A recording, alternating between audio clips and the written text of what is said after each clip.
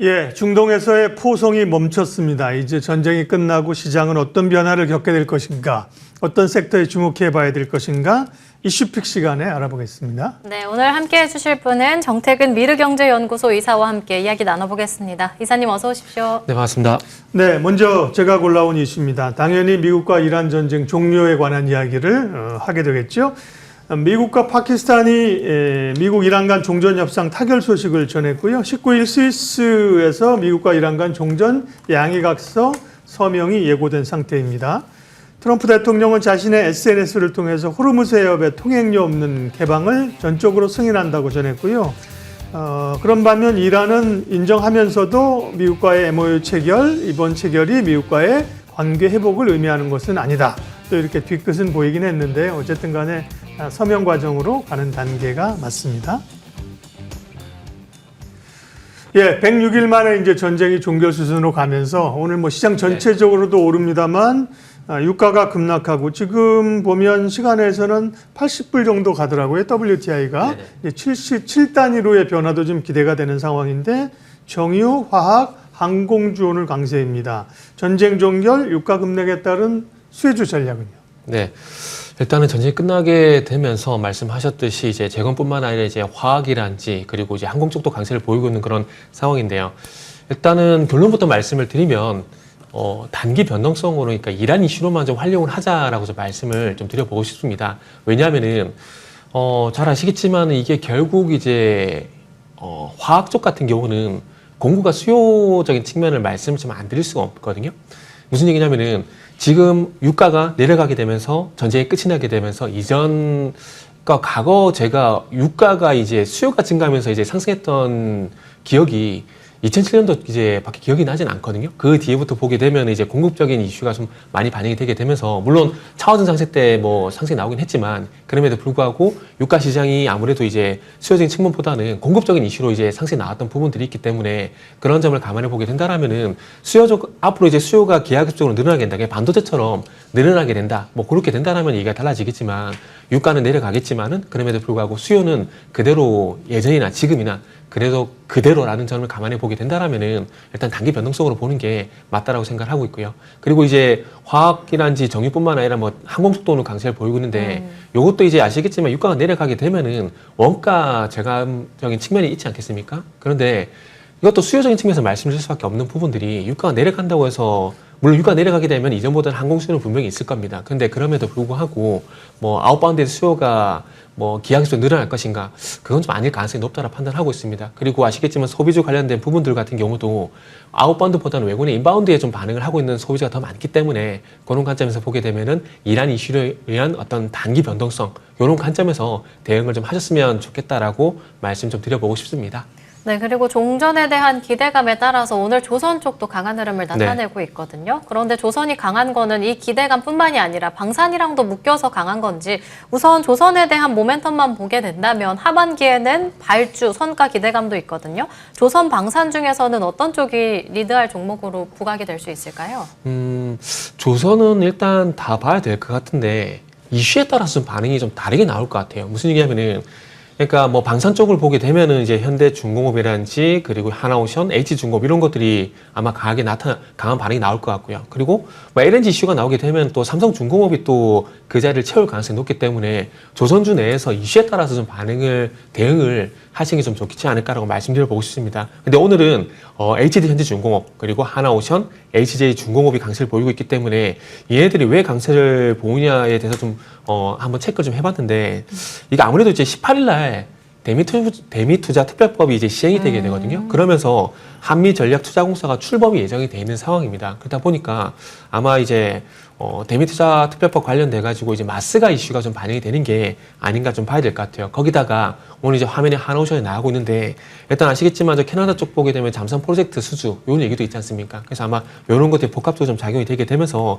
좀 강세를 보이는 것 같아요. 그리고 KDDX 우선 협상 대상자 이슈도 분명히 있고요. 그래서 이런 부분을 감안해 보게 된다라면은 대미투자 플러스 방산 이슈가 반영이 되게 되면서 오늘 조선주가 좀 강세를 보이는 것 같고요. 그리고 아마 전쟁이 끝이 나게 되면은 호르무즈 해협이 통행이 가능하지만 그럼에도 불구하고 이제 통유 보강에 대한 어떤 불안감이 분명히 있기 때문에 아마 LNG 같은 경우도 공급망 다변화 얘기가 나올 것 같아요. 그렇게 된다면 호주라든지 미국 쪽으로 다변화가 되게 되면서 그런 어떤 LNG 운반선의 어떤 발주 얘기가 나오게 되면은 그때 가서는 아마 또 삼성중공업이 아마 또 최상위 올라와 있지 않을까 그런 말씀도 좀 추가적으로 드리도록 하겠습니다. 그런데 원래는 LNG 네. 관련해서는 유가 급락하게 된다면은 여기에 대해서는 좀 악영향을 받아가지 않나요? 열대야에 잠을 못 자서 힘들어요.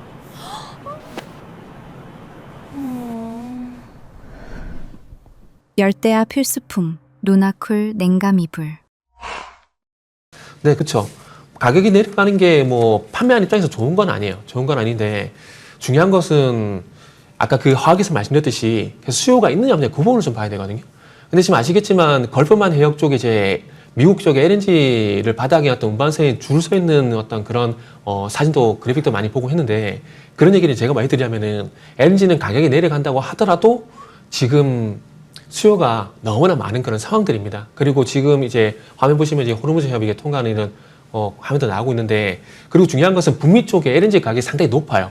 그렇기 때문에 이제 이란 이슈로 인해서 유가가 내려간다고 하더라도 LNG 가격이 내려가는 부분들은 수요가 받쳐주는 그런 국면이기 때문에 아마 가격이 내려가는 하락폭은 아마 제한적일 가능성이 상당히 높다고 봐집니다. 그리고 유가도 지금 조금 전에 이제 우리 박사님께서 그 70불 얘기 주셨는데 원래 이제 60불 다녔었거든요. 그렇기 때문에 내려가는 폭도 뭐 10불이 뭐 작은 아니지만 그렇다고 하더라도 이제 지금에서 더 내려갈 수 있는 부분이 20불 정도 폭이기 때문에 그런 부분들도 감안해 보게 된다라면은 아마 가격 하락으로 인한 어떤 뭐 매출 훼손, 수요 훼손 이런 부분은 저는 개인적으로 없을 거라고 생각하고 있습니다. 네, 조선 오늘 전력기기 조선 방산 전력기기 이런 게 이유가 되는 게 또 최근에 사실 못 올랐잖아요, 그죠? 네네. 조정을 받았기 때문에 주목을 받는 거고요.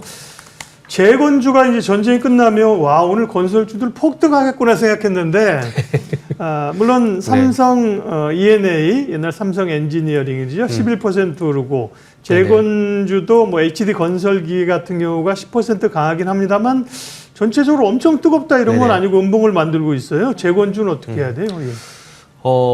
재건주 같은 경우는 일단은 이제 그 우크라이나 전쟁을 거치게 되면서 빨리 종전이 될까, 그래서 재건이 진행이 될까에 대한 기대감들이 많이 되어 왔지 않습니까? 그래서 아마 그런 부분도 영향을 좀 주는 게 아닌가 생각을 하고 있고요. 그리고 저는 건설주 같은 경우는 반대로 상승보다는 이 재건 이슈로 인해 가지고 좀 바닥을 이제 잡지 않을까라는 그런 측면에서 바라봐야 될 것 같습니다. 무슨 얘기냐면은 뭐 GS건설도 그렇고 현대건설도 그렇고 뭐 대우건설도 그렇고 차트를 보시면 아시겠지만 4월부터 이 고평가에 대한 얘기가 나오게 되면서 이제 5월달, 6월달 이제 가격 좀 상당히 크게 좀 나왔거든요. 그러다 보니까 이 가격 하락을 이제 멈추게 넣었던 이제 모멘텀으로 일단은 재건이 되지 않을까라는 볼 수 있을 것 같고요. 그리고 플러스 일단 전 개인적으로 이제 건설주를 바라볼 때 재건뿐만 아니라 이제 원전도 좀 같이 봐야 되지 않을까 생각을 하고 있는데 그렇죠. 그러니까 하반기에 아시겠지만 이제 SMR 1호하고 그 다음에 대형 원전 2호 국내 선정 부지 선정이 예정이 되어 있거든요. 그래서 그런 부분을 감안해 보게 되면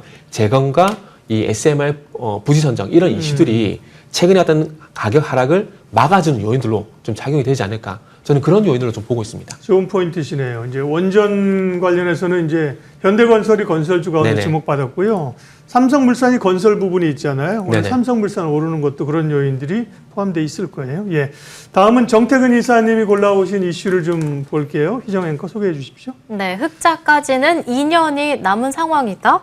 관련한 기사 바로 체크해 네. 보겠습니다. 한진만 삼성전자 파운드리 사업부장이 파운드리 부문이 내년에도 흑자 전환이 쉽지 않아 보인다면서 2028년에는 흑자 달성 가능성이 높다고 밝혔습니다. 또한 특별성과급 비용을 반영하면서 내년에도 적자가 지속될 것이라고 전했는데요.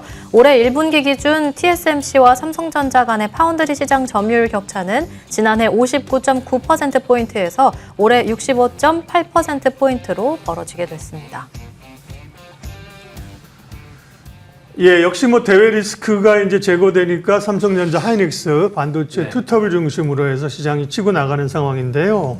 삼성전자와 하이닉스, 오늘 하이닉스가 상대적으로 초반에 꽤 강세를 보였는데 지금 또 비슷해졌습니다.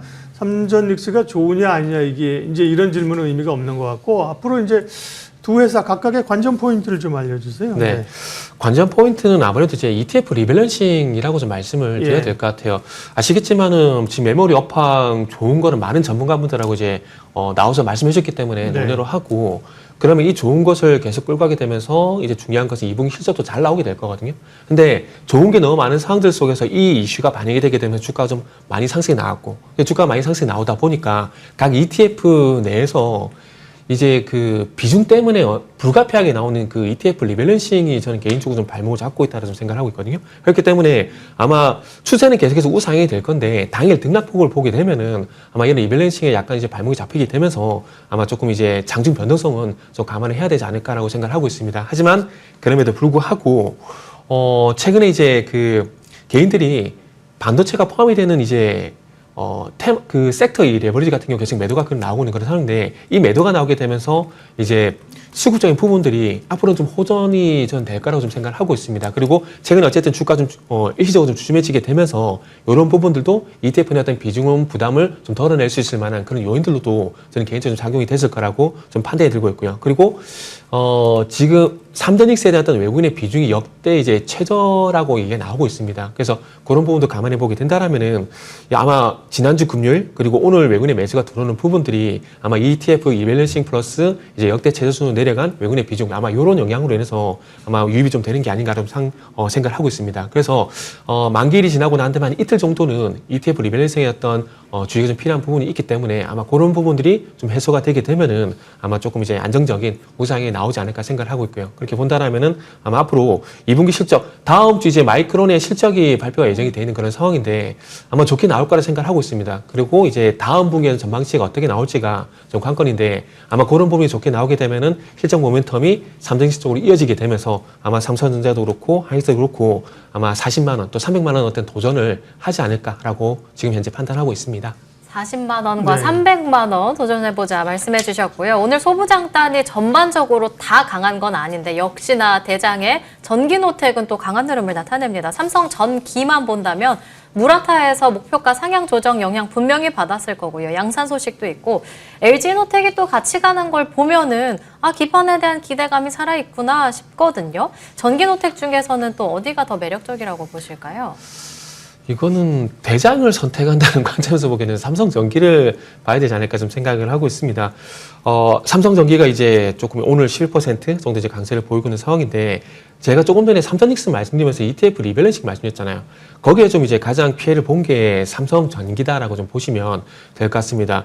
지금 삼성전기 같은 경우는 이제 각 ETF 내에서 비중이 너무 많이 커져 있다 보니까 25% 내로 이제 리밸런싱과 비중 축소를 할 수밖에 없는 그런 상황들이었거든요. 그래서 아마 그런 영향으로 어떤 매도가 충분히 좀 많이 나온 상황들이기 때문에 아마 앞으로는 삼성전기 같은 경우는 수급 쪽으로도 한번 기대를 해봐도 되지 않을까 말씀드릴 수 있을 것 같아요. 뭐 JP모건이 240만 원 전망을 한다고 하더라도 결국 이제 삼성전기 쪽으로 이제 매수가 유입되냐 안 되냐 그게 중요하다고 생각을 하고 있거든요. 그러면 이 수급에 가장 중요한 역할을 하고 있는 게 영향을 주고 있는 요인이 제가 볼 때 ETF 리밸런싱이라 좀 생각을 하고 있기 때문에 그런 부분이 좀 해소가 되게 된다라면은 뭐 삼성전기 같은 경우는 다시 뭐 200만 원 이상 올라가지 않을까 생각을 하고 있고요. 그러면서 삼성전기가 또 이제 FCBGA 그리고 MLC 쪽으로 이끌어주게 되면서 또 분위기가 호전이 되게 되고 뭐 FCBGA 기판 쪽 같은 경우는 삼성전기가 상승이 나오게 되면 이노텍도 마찬가지로 일단 상승으로 간다라고 보시면 될 것 같아요.